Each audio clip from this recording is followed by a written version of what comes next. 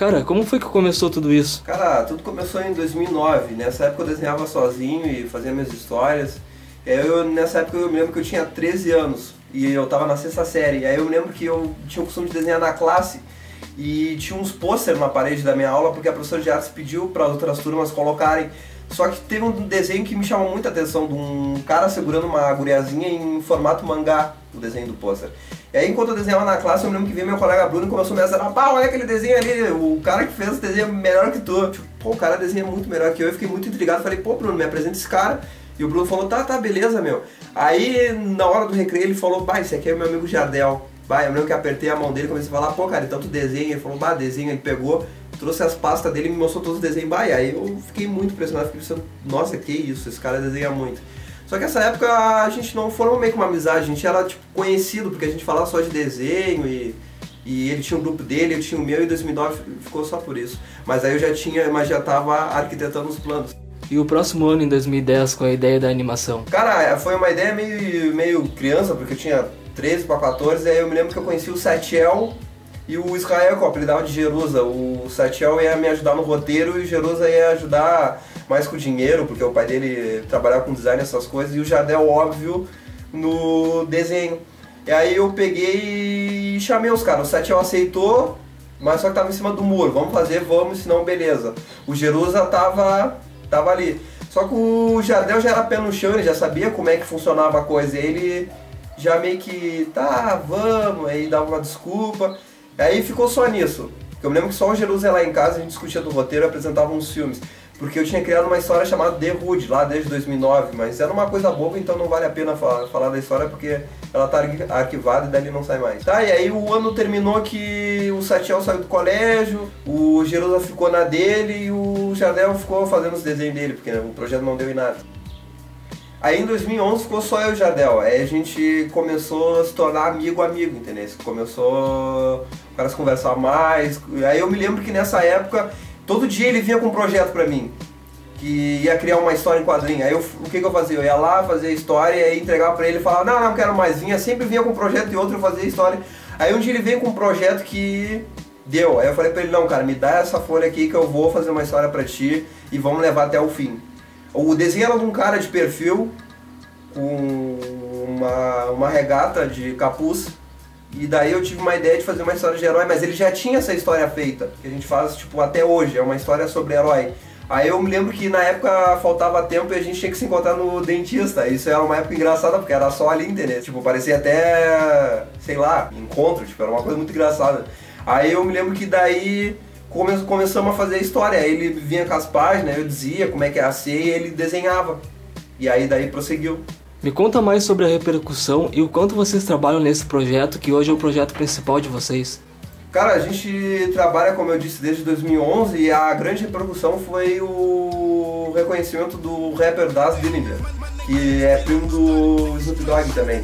E aí eu me lembro que na época, nessa história, o melhor amigo do herói é um barman, um cara malandro chamado Juice.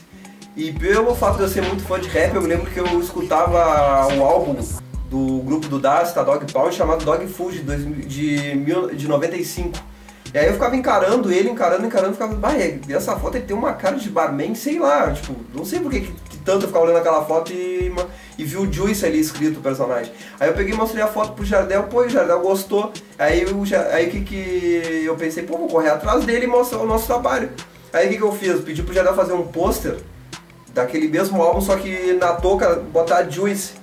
E aí o que eu fiz? Peguei e mandei pelo Twitter e o Das gostou. Pegou e retweetou e daí começou. E aí em 2013, esse ano eu me lembro que já peguei contato com ele no Facebook e ele postou até o personagem no Instagram dele. E aí daí firmou uma parceria com ele. No próximo ano, em 2012, como foi conhecer Fábio Shoa e os novos projetos? Cara, em 2012 foi uma reviravolta, porque a gente teve que parar dessa história que a gente tá fazendo de herói, porque a gente começou a conhecer mais gente do ramo e uma dessas pessoas foi o Fábio Shoa. Ele fazia os eventos chamados Drink Draw, que era um encontro de desenhistas. E aí, já que a gente sempre ia nos Drink Draw, teve um que era daqui da nossa cidade de Pelotas, situado na Praça Coronel Pedro Osório. E aí era na Feira do Livro. E aí ele disse que tinha que fazer uma história de 4 páginas que se situasse no local que ele ia expor na Feira do Livro. Aí daí nasceu o Lado Negro da Praça. E o que a gente fez? A gente fez a história, eu liguei pro Satiel, o Satiel revisou meu roteiro e o Jardel fez o desenho. Aí a gente entregou pro Fábio, só que não acabou dando certo porque teve complicações lá no painel da Feira do Livro e poucas pessoas mandaram, só nós e mais duas. Só que tipo, aí não rolou. Só que o projeto ficou muito bom que a gente acabou prosseguindo, porque eu pensei assim, vamos começar com algo da nossa cidade pra gente pagar até uma homenagem, entendeu? E aí o que aconteceu? Tipo, eu peguei personagens da cidade, quer dizer, peguei moradores da cidade e transformei em personagens. E peguei e inseri rappers também. O projeto de vocês, o mangá O Lado Negro da Praça, teve um grande diferencial porque vocês adicionaram personagens moradores aqui da cidade mesmo. Conta um pouco aí como foi adicionar essas pessoas e como foi conhecê-las depois e mostrar pra elas o trabalho delas impresso no papel. Cara, foi muito louco porque eu me lembro que eu tive que correr atrás de cada um. Eu só vou revelar o nome de 2 personagens. Tem os gêmeos, que é o Luiderson e o Leilson, que eu tive que correr atrás, tipo... Parei ele na rua e falei, bah, cara, tu vai achar que eu sou louco, mas tu é um personagem do mangá que eu tô fazendo com o meu amigo Jardel, então eu quero que seja personagem. Tá, ele aceitou de boa, falou com o irmão dele, e o outro personagem é o rapper Jair Brau, do grupo Calibre 12, e eu pedi, porque, tipo, ele tem um papel muito importante na trama, e aí eu pedi a permissão dele e ele aceitou.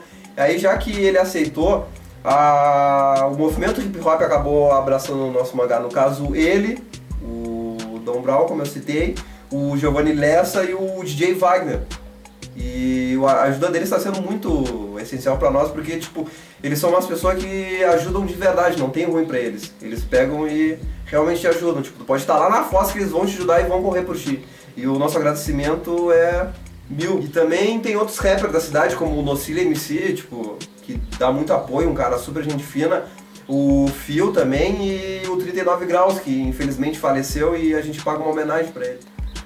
Já que teve tanta repercussão essa história do Lado Negro da Praça, que teve personagens aqui de Pelotas, a pergunta que não quer calar, a história já tá pronta?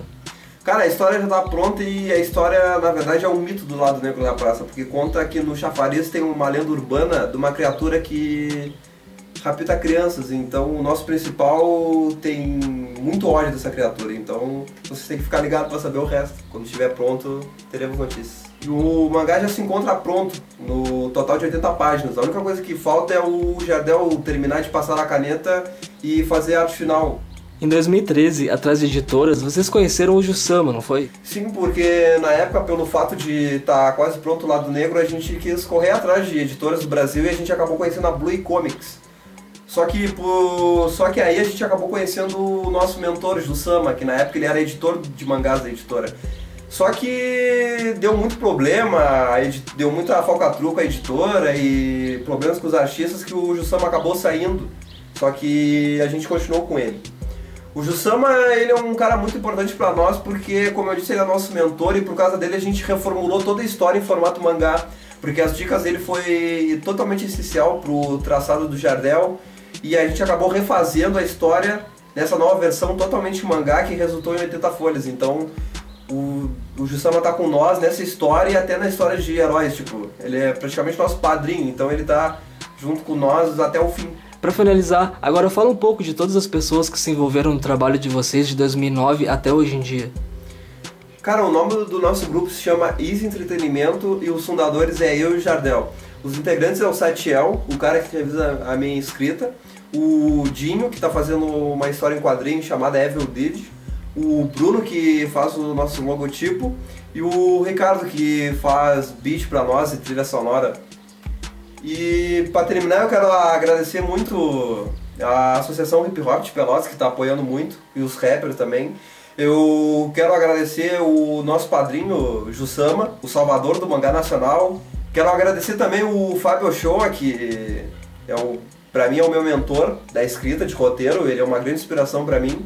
Eu incomodo ele toda hora, ele me dá dica e conversa comigo e diz o que eu tenho que ler, o que eu tenho que fazer. Tipo, um grande amigo pra mim. Quero agradecer também meus familiares que apoiam, a minha família, que faz parte da minha vida. E por último, mais importante, eu quero agradecer ao meu parceiro Jardel, que se não fosse por ele nada disso estaria acontecendo, nem entrevista, nem mangá, nem dados, nem nada.